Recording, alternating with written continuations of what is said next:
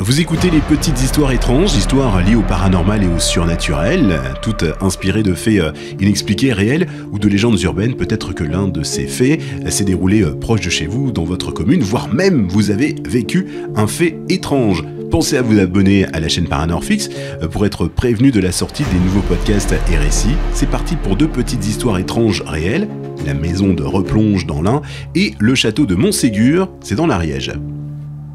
Premier récit, la maison de Replonge. Je suis né à Replonge, un petit village tranquille. En 1952, j'avais 11 ans et mes parents venaient d'acheter une vieille maison en pierre, un peu à l'écart du centre. Je me souviens encore de l'exaltation de cette première nuit. Ma sœur et moi avions enfin chacun notre chambre. Mais très vite, les choses ont commencé à déraper.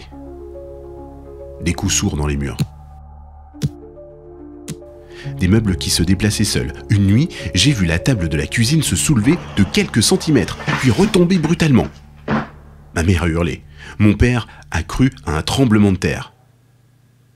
Mais ce n'est pas le sol qui bougeait. C'est la maison elle-même. Les jours suivants, les événements se sont enchaînés. Des chaises se renversaient, des objets volaient dans la pièce, une vitre a explosé sans raison sous mes yeux. Les voisins ont commencé à parler, la gendarmerie a été appelée, et même eux, ils ont vu des choses qu'ils n'ont jamais pu expliquer. Les journaux locaux s'en sont mêlés, on parlait de poltergeist. Moi, je connaissais pas ce mot. Mais je savais une chose, je dormais plus. Ma sœur pleurait toutes les nuits, mon père pourtant rationnel n'osait plus rester seul dans une pièce. Après 3 semaines de cauchemars, on a fui la maison. Elle a été vendue, puis rasée. Aujourd'hui, c'est un terrain vague.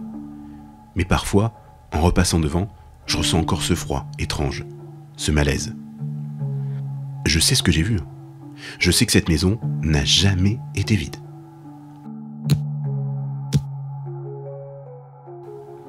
Pour la deuxième petite histoire inspirée de faits réels, on va direction le château de Montségur, en Ariège. C'était un été brumeux. J'ai décidé de faire la randonnée jusqu'au sommet du château de Montségur, cette forteresse cathare où plus de 200 hérétiques furent brûlés vifs en 1244. J'y allais seul, appareil photo à la main, fasciné par l'histoire. Le vent soufflait fort ce jour-là. Il faisait lourd, le sentier grimpait en silence, comme si la montagne elle-même retenait son souffle. Une fois arrivé en haut, le panorama était splendide. Mais quelque chose clochait. Je me suis senti oppressé. Pas fatigué non, mais oppressé. Comme si une présence invisible me regardait. Chaque pas résonnait étrangement.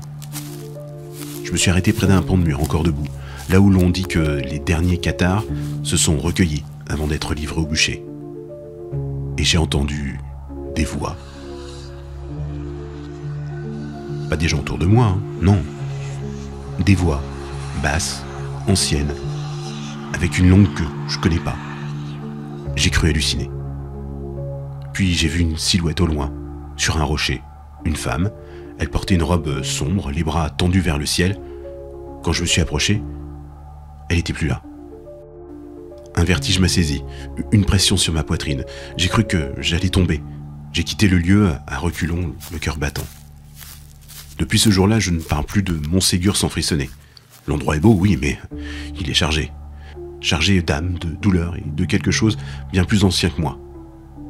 Je crois qu'il y a des lieux où la terre elle-même se souvient.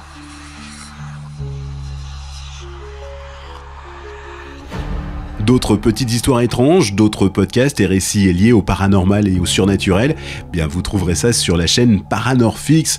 Récits et histoires fictives sont disponibles également sur cette chaîne. Pensez à vous abonner, liker et même à commenter pour voir et découvrir les nouveaux podcasts et récits.